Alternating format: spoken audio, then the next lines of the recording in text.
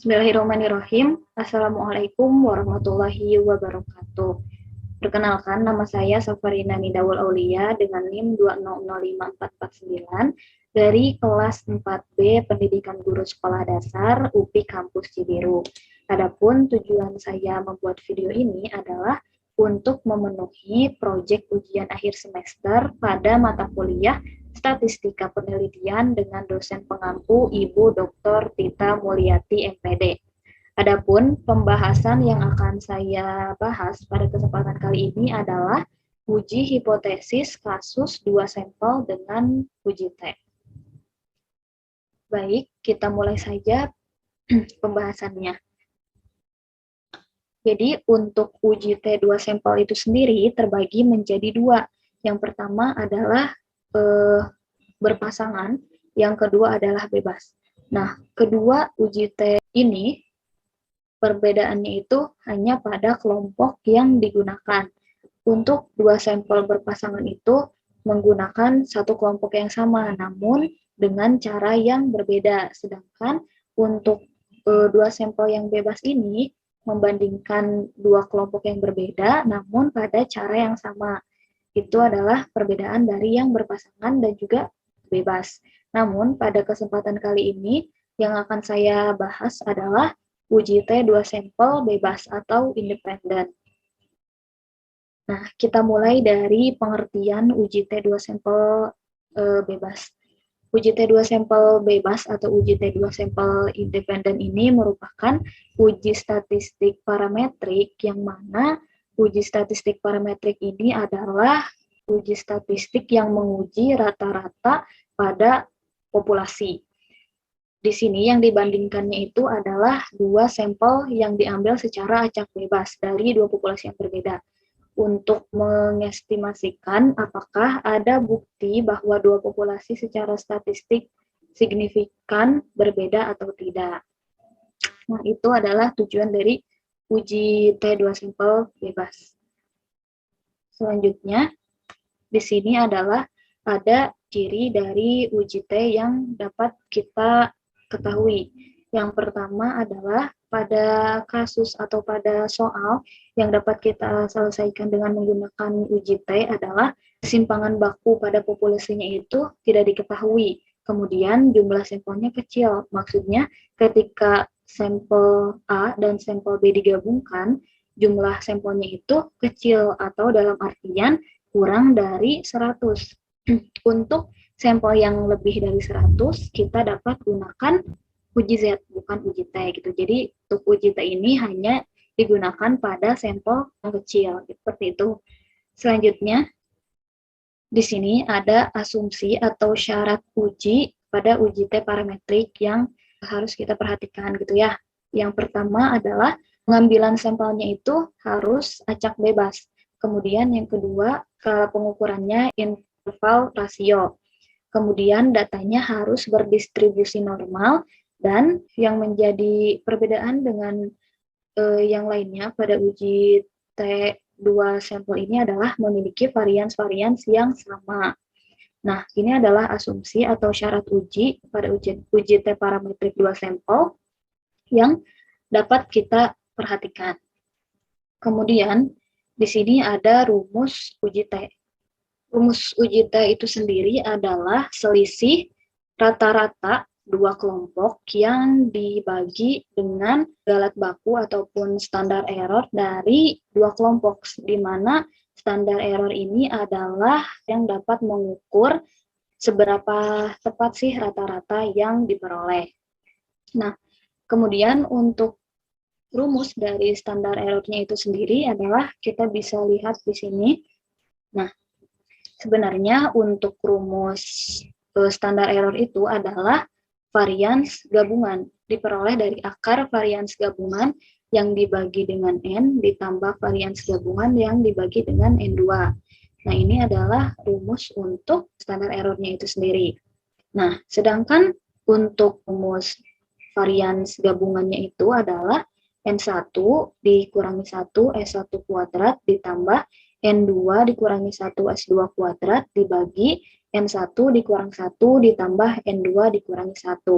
Sehingga dapat kita tuliskan untuk rumus standar errornya adalah di sini kita tidak dulu menggunakan akar karena di sininya menggunakan kuadrat gitu ya. Jadi kita bisa tuliskan di sini, kita bisa tuliskan kembali rumus dari varians gabungannya yang dibagi dengan N1 ditambah rumus dari varians gabungannya dibagi N2. Dan dapat kita tuliskan menjadi N1 dikurangi 1 S1 kuadrat ditambah N2 dikurangi 1 S2 kuadrat dibagi N1 dikurangi 1 ditambah N2 dikurangi 1 N1 ditambah N1 dikurangi 1 S1 kuadrat ditambah N2 dikurangi 1 S2 kuadrat dibagi N1 dikurangi 1 ditambah N2 dikurangi 1 N2. Nah, di sini untuk bagian N1 dan N2-nya dapat kita tuliskan menjadi 1 per N1 dan juga 1 per N2. Sehingga dapat disederhanakan menjadi 1 per N1 ditambah 1 per N2. Dan dapat kita tuliskan atau dapat kita hasilkan menjadi N1 dikurangi 1 S1 kuadrat ditambah N2 dikurangi 1 S2 kuadrat dibagi N1 ditambah N2 dikurangi 2 dikali N1 ditambah N2 dibagi N1 dikali N2. Sehingga untuk rumus dari standar errornya itu adalah akar N1 dikurangi 1 S1 kuadrat ditambah N2 dikurangi 1 S2 kuadrat dibagi N1 ditambah N2 dikurangi 2 dikali akar N1 ditambah N2 dibagi N1 dikali N2. Sehingga kita dapat memperoleh rumus dari uji T-nya itu adalah selisih rata-rata dari dua kelompok dan juga tadi rumus dari standar errornya ditulis kembali di sini. Jadi ini rumus yang kita peroleh ketika kita sudah mengetahui rumus dari standar errornya. Nah, adapun untuk rumus varians gabungannya itu sumber lain disebutkan N1 dikali S1 kuadrat ditambah N2 dikali S2 kuadrat. Jadi perbedaannya itu hanya pada dikurang satunya. Jika pada rumus varians gabungan di sebelah kiri ini adalah N1 dikurangi 1, sedangkan untuk rumus yang di sebelah kanan ini tidak ada dikurangi satunya gitu. Sehingga kita dapat memperoleh rumus untuk standar errornya akar N1 S1 kuadrat ditambah N2 S2 kuadrat dibagi N1 ditambah N2 dikurangi 2 dikali akar N1 ditambah 2 dibagi N1 dikali N2. Dan kita memperoleh rumus X bar 1 dikurangi X bar 2 dibagi akar N1 S1 kuadrat ditambah N2 S2 kuadrat dibagi N1 ditambah N2 dikurangi 2 dikali akar N1 ditambah N2 dibagi N1 dikali N2. Nah, kita dapat menggunakan rumus yang di sebelah kiri dan juga di sebelah kanan karena keduanya itu sama saja gitu ya. Pembedaannya itu hanya pada dikurangi satunya saja. Namun saya lebih menggunakan rumus yang ini karena menurut saya ini lebih efektif gitu ya dalam menentukan hasilnya karena tidak harus dikurangi satu. Namun ketika ada yang menggunakan rumus yang sebelah kiri ini pun itu tidak jadi masalah seperti itu. Kemudian ini adalah langkah-langkah yang bisa kita gunakan dalam menyelesaikan soal untuk uji T 2 sampel. Yang pertama, kita bisa buat asumsi-asumsi dan penuhi syarat ujinya. Seperti yang tadi di awal, asumsi-asumsinya itu harus terpenuhi dulu, seperti varians-variansnya harus sama, kemudian hanya berdistribusi normal, dan yang lainnya itu harus terpenuhi. Kemudian, untuk langkah yang kedua, kita bisa menuliskan hipotesis nol dan juga hipotesis penelitiannya. Dan yang ketiga, kita bisa menentukan daerah kritis. Nah, daerah kritis ini atau T kritis ini bisa kita dapatkan dari T-tabel, yang mana kita ini harus menentukan dulu daerah kebebasannya, sehingga nanti dalam T-tabel itu kita bisa menentukan juga untuk T kritisnya. Kemudian yang 4 adalah kita bisa menghitung statistik ujinya atau kita bisa menghitung T hitungnya. Dan yang terakhir kita bisa membuat konklusi statistik dan juga interpretasikan hasilnya. Nah, itu adalah 5 langkah untuk uji T 2 sampel. Nah, selanjutnya di sini ada kriteria pengujian. Dituliskan tolak H0 jika T hitung berada di daerah kritis, atau kita bisa tuliskan terima H0 jika T hitung berada di luar daerah kritis. Nah, yang perlu kita perhatikan pada uji T2 sampel ini adalah penggunaan uji satu pihak dan uji dua pihak yang bisa kita gunakan untuk menentukan T kritis pada tabel uji T. Untuk uji satu pihak kiri, bisa kita tuliskan untuk H1-nya adalah μ1 lebih kecil dari μ2 jika T hitung lebih kecil sama dengan negatif T tabel, ataupun untuk H0-nya adalah μ1 lebih besar dari μ2. Kemudian pada uji satu pihak kanan, H1-nya μ1 lebih besar dari μ2 jika T hitung lebih besar dari T tabel. Ataupun untuk H0-nya adalah μ1 lebih kecil dari μ2. Dan untuk uji dua pihak, H1-nya adalah μ1 tidak sama dengan μ2 jika T hitungnya itu kurang dari negatif T tabel atau T hitung lebih besar dari T tabel. Dan untuk H0-nya adalah μ1 sama dengan μ2. Nah, uji satu pihak dan uji dua pihak ini harus kita tentukan karena dalam menentukan T kritisnya, karena dalam tabel uji T itu ketika kita menggunakan satu pihak dan dua pihak itu tuh berbeda gitu ya. Nah, di sini bisa kita lihat ini adalah tabel uji T. Kita dalam menentukan T kritis seperti yang tadi saya sebutkan, kita harus menentukan dulu daerah kebebasannya. Daerah kebebasan itu bisa kita peroleh dengan rumus N1 ditambah N2 dikurangi 2. Nah, kita bisa tentukan nanti DK-nya, dan juga di sini bisa diperhatikan untuk penggunaan uji satu pihak adalah melihat baris yang pertama ini, alfa dari baris yang pertama ini.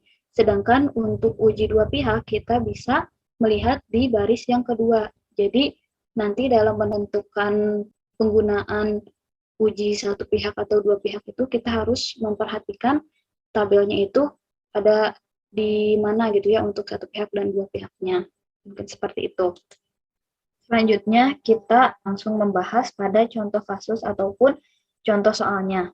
Di sini dituliskan dosen statistik ingin mengetahui apakah ada perbedaan nilai ujian mata kuliah statistika antara PGSD kelas 4A dan 4B. Penelitian ini menggunakan sampel sebanyak 15 mahasiswa pada masing-masing kelas. Nah, di sini bisa kita ketahui jika masing-masing kelasnya itu adalah 15, sehingga untuk jumlah sampelnya itu adalah 30, yaitu sampel kecil atau kurang dari 100 yang bisa kita tentukan dengan uji T. Di sini pun ditampilkan tabel nilai kelas A dan tabel nilai kelas B. Nah, pertanyaannya adalah, ujilah apakah ada perbedaan nilai ujian mata kuliah statistika antara PGSD kelas 4A dan 4B dengan taraf signifikansi 5%. Nah, pada pertanyaan ini, kita bisa tentukan jika soal ini adalah menggunakan uji dua pihak, karena dengan pertanyaan apakah ada perbedaan nilai ujian mata kuliah. Nah, ketika kita mendapatkan pertanyaan ataupun soal, apakah nilai ujian mata kuliah 4A lebih baik ataupun lebih besar ataupun lebih bagus dari 4B, kita harus menggunakan uji satu pihak kanan. Sedangkan jika nanti kita mendapatkan soal apakah nilai ujian mata kuliah 4A tidak lebih bagus ataupun kurang dari 4B, itu kita menggunakan uji satu pihak kiri. Sedangkan pada soal ini yang kita gunakan adalah uji dua pihak. Baik, kita langsung saja pada penyelesaiannya. Nah, untuk penyelesaiannya supaya lebih jelas lagi, kita dapat menuliskannya seperti ini. Dari pertanyaan apakah ada perbedaan nilai ujian mata kuliah statistika antara PGSD kelas 4A dan 4B dengan taraf signifikansi 5%.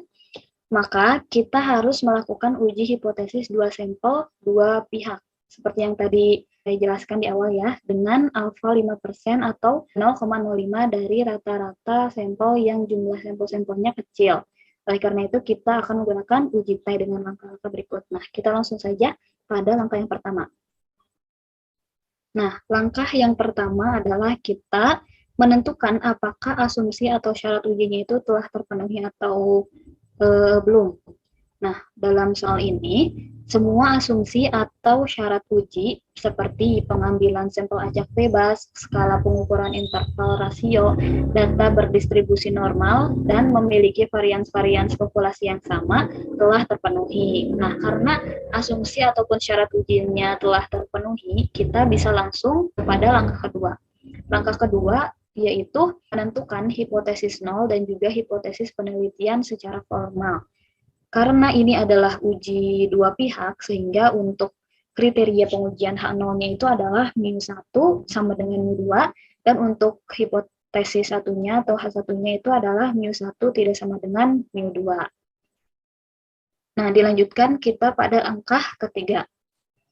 Langkah ketiga ini adalah kita menentukan T kritis. Untuk menentukan T kritis ini, kita bisa melihat dari tabel uji T yang saya tampilkan di sini. Nah, yang pertama kita harus menentukan dulu daerah kebebasannya. Di sini daerah kebebasannya itu adalah kita peroleh dari N1 ditambah N2 dikurangi 2.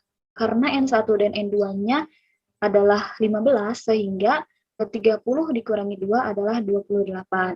Nah, sehingga diperoleh untuk T kritisnya itu adalah 2,048. 2,048-nya ini didapatkan dari tabel ini.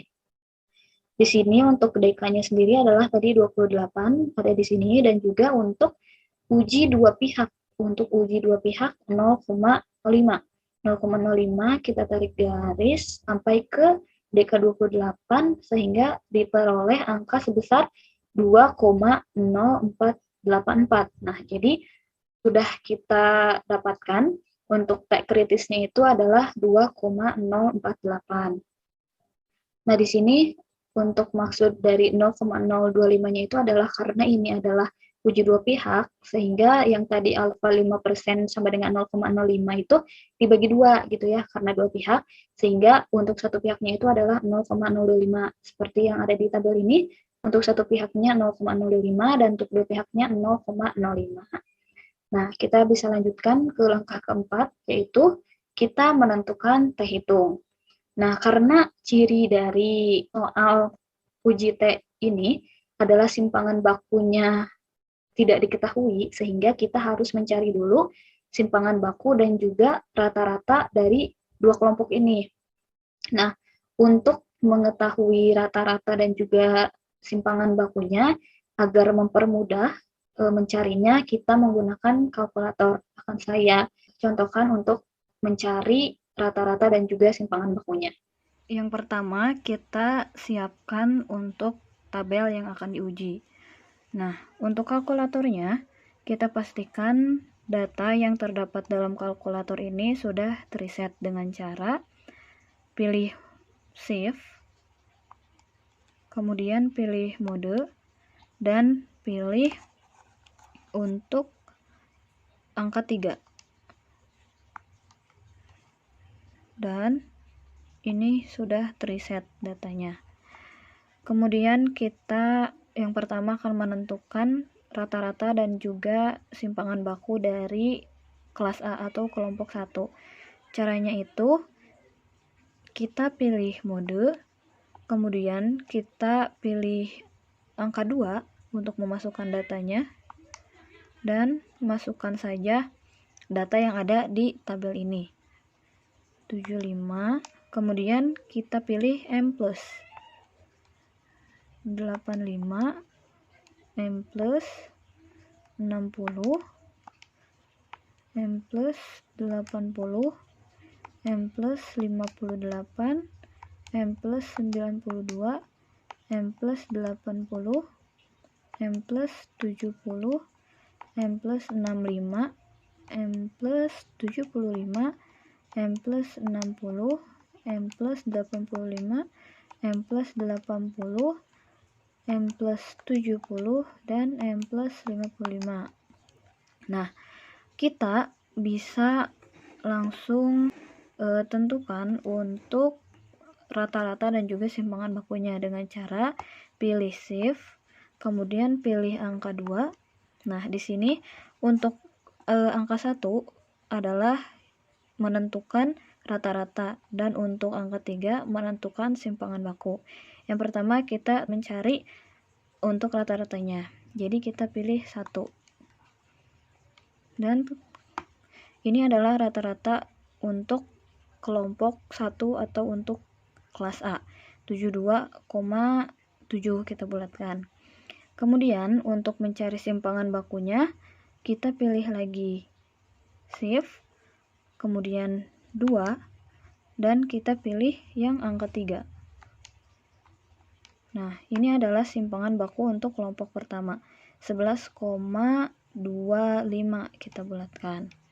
Untuk data di kelas B, kita tentukan rata-rata dan juga simpangan bakunya sama caranya seperti tadi mencari rata-rata dan juga simpangan baku di kelas A dengan menggunakan kalkulator ini. Yaitu yang pertama, pastikan kalkulatornya terreset. Data yang ada di kalkulator ini terreset dengan cara shift, mode, kemudian pilih 3.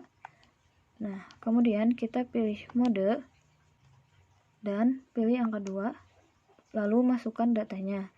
85, M plus 65, M plus 65, M plus 63, M plus 30, M plus 55, M plus 90, M plus 85, M plus 80, M plus 60, M plus 30, M plus 42, M plus 70, M plus 75, dan M plus 75.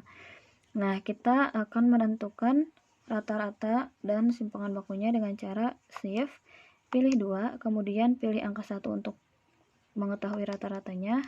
Di sini rata-ratanya kita bisa bulatkan dengan 64,7. Kemudian kita bisa menentukan simpangan bakunya dengan cara pilih shift lagi, pilih 2, dan pilih untuk angka 3 simpangan bakunya.